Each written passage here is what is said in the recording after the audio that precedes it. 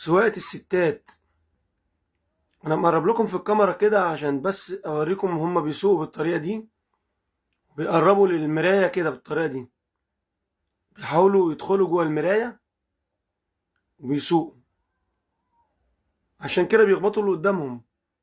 هما بيبقوا سايقين وعينيهم جوه المراية او عينيهم جوه الموبايل، فعشان كده بيخبطوا في الناس وهم ماشيين وبيطلعوا على الرصيف. اقسم بالله من يومين كنت ماشي ورا عربية جيب كبيرة، ببص لقيت مرة واحدة راحت طالعة فوق الرصيف، الدخلة بتاعت الطريق اليمين، اللسان بتاع الرصيف ده، راحت ركبت عليه في النص، قعد يحك في العربية، طلع شرار ونزلت كملت عادي، ولا كأن في أي حاجة.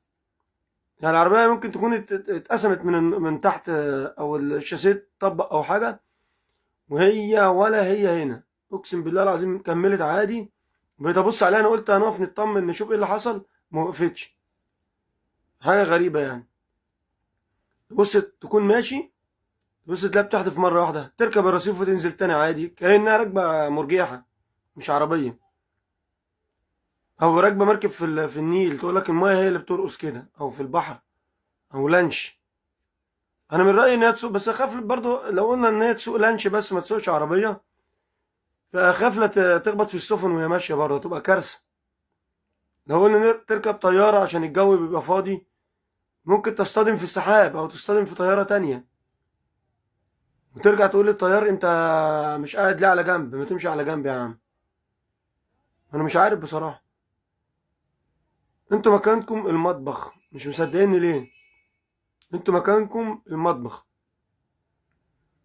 فيعني ممكن تخبطي في كوسه، في خياره، في اي حاجه، بتنجانه، امرها سهل دي. انما بني ادمين، تدوس على البني ادمين وانت ماشيه، لا يعني الشغل الاستهتار بتاعكم ده خلوه في المطبخ ارحم. يعني طبق سلطه نخسره مفيش مشكله، طبق ملوخيه يدلق والناس تتزحلق على السيراميك امره سهل. تيجي تقمري عيش يتحرق في الفرن مفيش اي مشكله. يعني خساير بعيدا عن ارواح الناس، اعملوا معروف. وطالبين المساواة، قال مش عارف ازاي يسوي ايه لما انتوا اصلا بتمشوا بتتكعبلوا في النمل وانتوا ماشيين. ده انت لو شفت صرصار ممكن تلم العماره كلها.